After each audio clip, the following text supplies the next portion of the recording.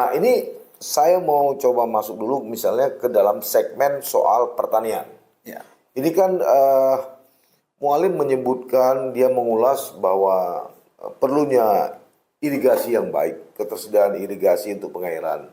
Kemudian harus bibit unggul, kemudian pupuk juga harus tersedia. Ini bagaimana Pak Dokter melihat dari argumentasi Mualim ini? Ya, pertama kita lihat pertanyaannya dulu nih. Panelis tidak mampu merangkum satu pertanyaan yang fokus untuk pengembangan pertanian di Aceh. Contoh misalnya begini, Man. Tidak tersebutkan berapa kapasitas produksi padi Aceh per hektar. Itu kan nggak keluar tuh. Harusnya kan panelis punya data itu. Misalkan Aceh sekarang punya luas lahan sekian. Tapi kemampuan produksi panen padi Aceh itu hanya 4-6 ton per hektar. Dibanding Jawa yang 12-18 ton misalkan. Nah kan itu menarik tuh. Fokus, oh ya berarti